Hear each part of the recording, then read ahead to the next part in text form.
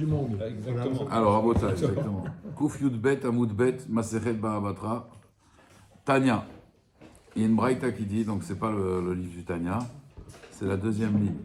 Tanya, Be'asabat Abel, Betanya, Be'asabat Abal. Donc je vous explique. Asabat, ça veut dire faire passer l'héritage. Il y a un verset qui dit, à cause de l'enfant, l'héritage va passer d'une tribu à une autre tribu. Donc on avait expliqué qu'il ne fallait pas qu'ils se marient entre eux, les tribus entre eux, il fallait qu'ils restaient dans la même tribu. Sinon, on faisait passer l'héritage d'une tribu à une autre tribu, et c'est pas bien parce qu'on venait de partager Eretz Israël, donc il fallait qu'on reste entre tribus. Après, à tout Béhav, Bezrat Hashem, on va décréter que les tribus peuvent se marier entre eux. Mais à la base, il fallait démarrer. Donc il fallait que l'héritage, il reste dans la famille, dans la tribu en tout cas.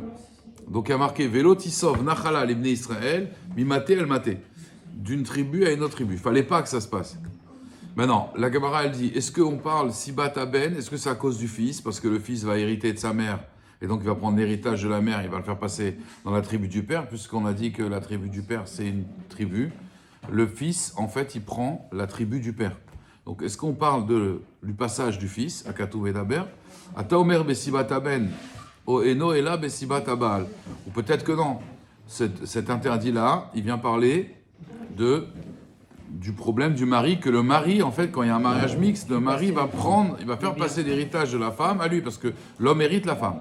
Alors la Gemara dit que chez Omer, Velotisov Nachala, Mimate les Mate Acher, Arebesibat Abal, Omer, on parle du mari. Amani Mekayem, qu'est-ce que je fais du verset Velotisov Nachala, l'Ibn Israël, Mimate El Mate, Besibat Abel, Akatou Medaber. Donc la Braïta, il vient juste expliquer que, en vérité, il y a un passage qui parle, ne te marie pas parce que soit à cause de ça, le mari va t'hériter, soit à cause de ça, le fils de ton mari va t'hériter, et le fils de ton mari qui est aussi ton fils, mais il ne fait plus partie de la même tribu.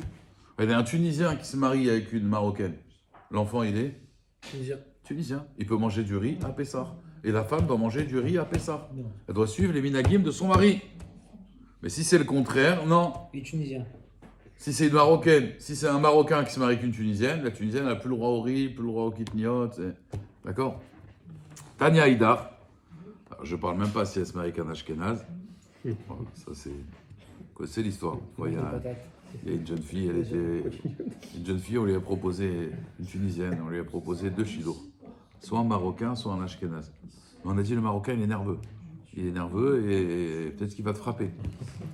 Alors elle a réfléchi et à la fin, elle a pleuré. Elle a dit, je vais épouser le Marocain. Elle a dit, son père a dit, pourquoi il va te frapper? Il dit, je préfère qu'il me frappe, mais pas crever de faim. Donc il me frappe, et avec lui, je vais crever de faim.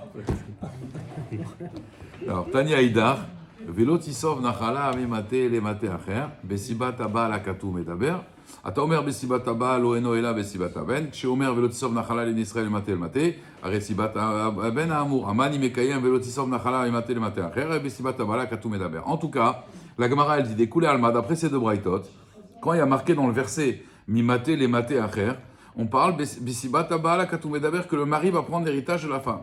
La Gemara demande, Maïmashma, de quoi on voit que c'est le mari ici? Siman Amar. Alors, Siman, c'est son nom. On avait dit, il y a Simon et Seman. Seman. Il s'appelle Seman. Siman. Siman Amar Beshem, au nom de Rabba Bar Rav Shila. Amarkra, il y a marqué Ish, parce qu'il y a marqué un homme lorsqu'il prendra l'héritage, d'accord, des Benot Israël. Alors la Gemara, elle dit Tarvayou Ish Siveu. Mais comment tu peux dire que l'un c'est le mari et l'autre c'est le fils? Arrête, dans les deux, il y a marqué Ish. Il y a marqué l'homme, et là,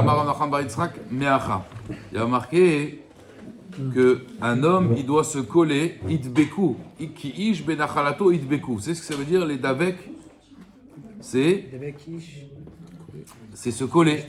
Et comme il y a marqué dans Bereshit, vedavak ish beishto, veyu le basar echad. Ouais.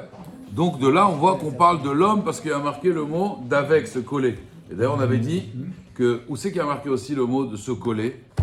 Se coller à Hachem. Il y a marqué Vatem à Devekim Bachem. Vous savez, en hébreu, Devek, ça veut dire la colle. Donc on dit un homme, Vedavak Ish Beishto, l'homme va se coller à sa femme et ils vont faire qu'une seule chair, c'est-à-dire qu'ils vont avoir un enfant. Alors pareil, il y a marqué Vatem à Devekim Bachem. Quand quelqu'un il veut se rapprocher d'Hachem, il doit être marié. Quand il est collé à sa femme, il est proche d'Hachem. Quand il s'est disputé avec sa femme, il n'est pas proche d'Hachem. Dans la Gemara, elle dit celui qui voulait faire le korban, s'il n'était pas marié, il n'allait pas à Yerushalayim. Parce que s'il n'a pas la dvekout avec sa femme, il ne peut pas avoir la dvekout avec Hachem, il faut savoir. C'est ça, Ezer Kenegdo. Ezer Kenegdo, exactement. Comme ça ou comme ça. Exactement, exactement, les chérubins, les kérouvim. C'est la même chose. Si quelqu'un il veut être proche d'Hachem, donc c'est pour ça, jamais se disputer avec sa femme avant la tfila. Tu veux disputer avec ta femme, dispute-toi après la tfila. Tu vas faire la tfila, d'abord tu vas te calmer, tu vas être calme, tu vas relativiser les choses. Hachem, tu vas lui parler, il va te faire shalom bayit, il va t'écouter, je comprends Hachem, regarde. Mais jamais avant la tfila, Rabotai. Et avant la tfila, il y a un grand Yetzirah. Cool. Mais t'as pas vu mes chaussures là, t'as pas vu mon truc, quoi? Tu veux pas ranger tes affaires? Et là, ça commence l'embrouille. Avant la tfila, Rabbi Tata nous disait, quand vous quittez la maison, faites comme si qu'il y a un incendie à la maison. Vous réveillez, elle réveille, sauvez-vous. C'est comme si qu'il y avait un incendie, tu vois. Tu prends vite ton truc, tu vas faire ta tfila, après tu es tranquille. Mais avant, le Yetzirah, il fait tout. C'est rien par rapport avant Shabbat. Shabbat aussi. Et moi, je lui dis, avant de partir à la synagogue, moi je vais pour bien habiller et tout, et j'entends des cris, et je dis Shabbat Shalom. Et moi je reste calme, hein, parce que j'entends des hurlements. Ça monte encore plus. Mais des fois, ça énerve encore plus. Ah oui, et toi, allez, va à ta synagogue. Et moi qui fais tout et tu fais rien. Et moi je dis Shabbat Shalom, et on se calme. Il faut sauver, le matin. Justement, il faut sauver le matin. Des fois, shalom baït. Shalom baït, c'est savoir dire shalom la baït, shalom. C'est ça, shalom baït. Shalom baït, shalom. Il est où ton mari? Shalom. Ouais, parce que vous êtes plein de questions. Pourquoi il y en a qui viennent à l'heure, qui viennent en avance? Ils viennent en avance. Ils ouvrent la synagogue. Voilà, juste à ce moment-là, ça te dérange pas un truc, tu vas. Elle te teste. Elle te teste. Tu dis oui, d'accord. Tu es dans les Marocains. Oui. Tu vas à la tfila, allô. Mais tu n'as pas fait? Ah non, j'ai pas fait. Voilà. Alors, Rabotai, la Gemara, elle dit. C'est pas le moment. Mais le problème, c'est qu'il y a marqué Tarvayu et Idbeku Ktibeu. Dans les deux psukim, il y a marqué, ils vont se coller à l'héritage. Et là, Amarava, Markra, Idbeku, Matot. Il y a marqué, les tribus vont se coller. Matot, c'est au pluriel. Donc, la maté de la femme, maté du mari. Ravashi Amar, mi maté, les maté acher. Il y a marqué d'une tribu à une autre tribu. Veben lav acheru. C'est-à-dire, bien que le fils, il est plus de la tribu de la mère, mais quand même, on ne peut pas l'appeler acher, le fils. Le mari, on peut appeler l'autre tribu. Le fils, c'est pas adapté. C'est quand même le fils de sa mère. C'est même cher. Il a du sang marocain. Donc quand même, on ne peut pas dire l'autre. Vous comprenez? Donc, en tout cas, Rabotai, c'est de ces versets-là qu'on apprend. Qu'un homme hérite sa femme, et que même si ça fait passer l'héritage d'une tribu à une autre tribu. Maintenant, la Gemara, elle va demander. Amar Rabbi Abaou, Amar Rabbi Yochanan, Amar Rabbi Anai, Amar Rabbi. Donc, soit c'est au nom de Rabbi Udanassi, ou Matoubé, il y en a qui disent que c'est Mishmé de Rabbi Ushua ben Kocha. Le fils de Rabbi Ushua, le fils de Kocha. Rabbi Ushua ben Kocha. Alors, vous savez ce que ça veut dire? Kereach Kocha, ça veut dire le chauve. Vous avez connu, vous, Kojak? Oui. Ah voilà, ce matin je leur ai dit Kojak, ils ne connaissaient pas. Inspecteur Kojak, c'était un policier, il était rasé, mais rasé, c'est pas genre les cheveux courts quoi. Un miroir. Ouais, un miroir, exactement. C'était Kojak. Quand quelqu'un était chauve, on disait oh, qu'est-ce qu'il a Kojak? On l'appelait Kojak. Crâne d'œuf, voilà. C'est vraiment. Je me rappelle plus de son nom, en tout cas on l'appelait Kojak. Vous vous rappelez Kojak? Voilà, tu vois, tout le monde connaît Kojak. Non, ce matin je passais pour un fou, j'ai Kojak, ils m'ont dit je connais Kojak. Je ne connaissais pas. Je ne connais pas Kojak. L'inspecteur Kojak. Ils ne connaissent pas Kojak. En tout cas, Rabbi Shua ben Kocha, Tosfot il ramène deux avis. Il y a le riz, il dit, Tosfot riz. Donc Rabbeinu Yitzhak, il dit que Kocha c'est Rabbi Akiva. Puisque la Gemara dit que Ben Azai, il disait que Kol Chachmei Israël Domim, que les Fanaï qui Klipan Shum, Rutz Minakera Hazé. À part ce chauve-là. Et ce chauve, c'est qui? C'est Rabbi Akiva. Et on sait que Rabbi Akiva, c'est marqué dans la série de Shuvot, il avait un fils qui s'appelait Rabbi Ushua. Donc quand on dit Rabbi Ushua ben Kocha, il dit Tosfot, on parle de Rabbi Akiva. Pourquoi on l'appelait le chauve? Le Harizal, il dit au contraire. Parce que les cheveux, ça représente le olamazé. C'est des choses qui servent à rien, les cheveux. Comme les ongles, les cheveux. La touma, elle va dans les cheveux. Et donc lui était tellement détaché du olamazé, Rabbi Akiva, que Rabbi Akiva, il était chauve. Donc si vous êtes imaginé un jour les histoires de Rabbi Akiva et tout, il faisait Gamzoul et Tova, sachez, il faut l'imaginer sans cheveux. Parce que ça, c'est vrai, il n'avait pas de cheveux. C'est de là qu'on apprend que quand on sort chez le coiffeur, il faut faire un petit atelier pour enlever la touma. Exactement. exactement. Comme les ongles. Comme les ongles.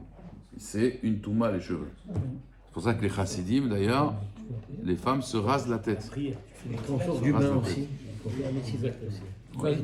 Ça, c'est parce qu'il y a Daïm Ascagnol, bien sûr. Alors maintenant, Rabotai, Je prends pas de bain, moi.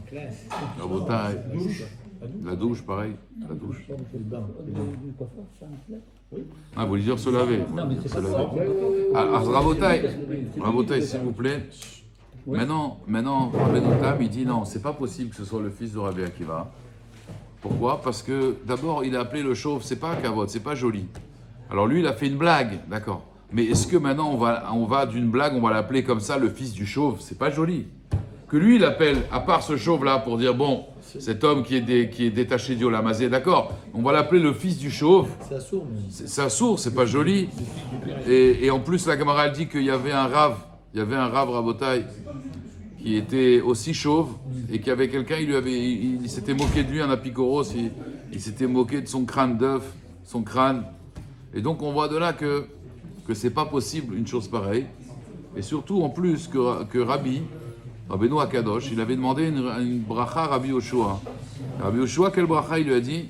Il lui a dit, Iratson, que tu arrives au moins à la moitié de mes années.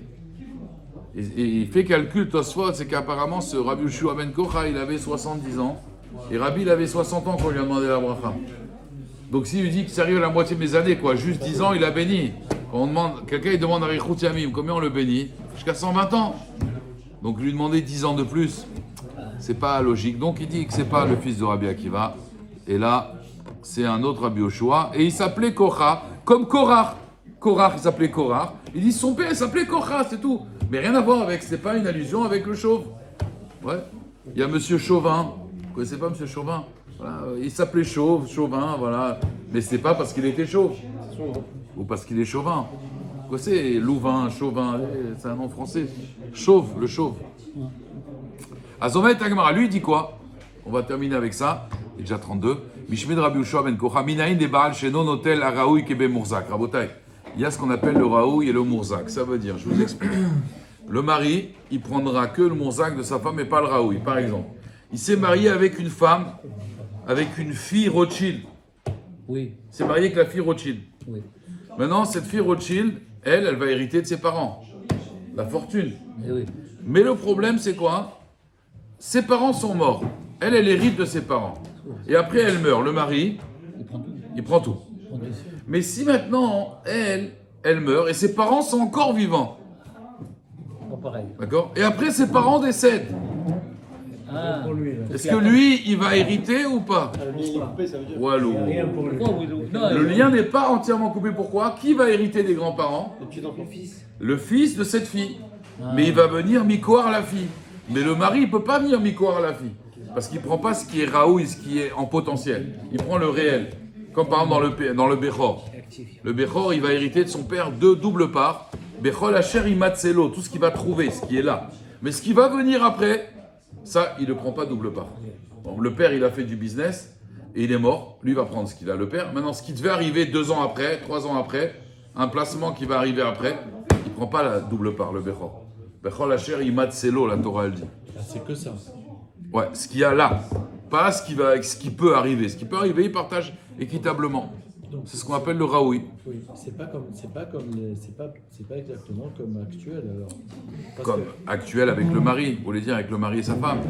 Non, ce que vous avez dit, c'est-à-dire qu'avec la double part du Le Bechor, il prend ce qu'il y a là, concrètement ce que je peux prendre. Ce que je peux pas prendre maintenant, ça veut dire, j'ai mis, je sais pas moi, il a joué, regardez, je vais vous donner un exemple concret. Voilà. Le père, avant de mourir, il a joué au loto. Les docteurs, ils lui ont dit, il vous reste 5 minutes à vivre, il a joué au loto. Ok. Et il est mort. Maintenant, le loto, c'est demain, dans une semaine. Il est mort. À l'héritage, on vient, au Beddin, on sépare les parts. Lui, il prend double part. D'accord. Une semaine après, il a gagné au loto.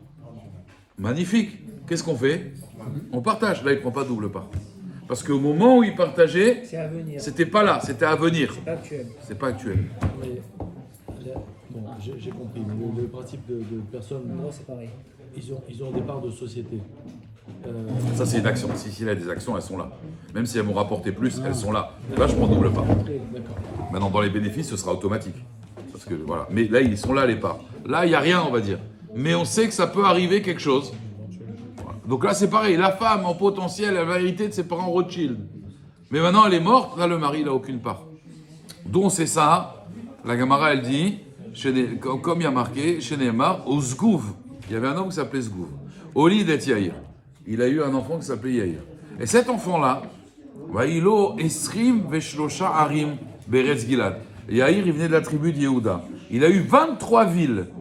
Beretz Gilad, dans la terre de Gilad. C'est quoi la terre de Gilad? C'est le territoire de Ménaché. Et pourtant, il a eu 23 villes. La Gemara demande Mina, il est Yair. D'où on sait que Yair, le fils, chez lui, il y a l'eau les Zgouv, que son père, il n'avait pas. Comment c'est possible? Il a 23 villes, le père, il n'a rien. Et là, Melamed, chez Nassa Zgouv, Isha. Zgouv, son père, Zgouv, il s'appelait, il a épousé une femme. Et cette femme-là, elle a hérité, elle est morte. Elle avait des parents qui avaient 23 villes. Meta Bechaye Morishia, elle est morte de vivant de ses parents. Ou Metou Morishia, et après ils sont morts ses parents. Qui c'est qui a hérité? Le fils. Yorsha Yair. Yair, il a eu du mazal. Yair, c'est un beau prénom, Rabotin. Parce qu'il a eu l'héritage des grands-parents. Vous comprenez? Yair, il a eu l'héritage des grands-parents. Ouais? Vaillot, non, je pense que vous avez une question. Non, pas du tout. Il y a toute une logique à tout ça. Il y a toute une logique à tout ça. Et pareil avec Pinchas. Vayomer Elazar ben Aaron. Elazar ben Aaron met, il est mort. Veikveru Oto. Et qui l'a enterré? Pinchas, Vegivat Pinchas Beno. Dans la vallée de Pinchas. La camarade demande Minaïn et Pinchas chez Loyalo Elazar. D'où il a une vallée et que son père il n'a pas. Mais la met chez Nassa Elazar Isha ou Meta Bechaye Morishia. Elazar a Cohen l'épousé une femme. Cette femme, elle est morte du vivant de ses parents. Après, Metou Morishia, ils sont morts, ses parents. Qui a hérité? C'est pas Elazar, c'est Pinchas, son fils. Vercha Pinchas. Quand après son père il est mort, il lui a donné comme héritage. Donc on va s'arrêter là parce que la Shkia est bientôt. Zak Omarou. Rabbi Chaim ben Akasha Omer Atzak Kadosh Baruch Hu. Zakot Israël Leficha.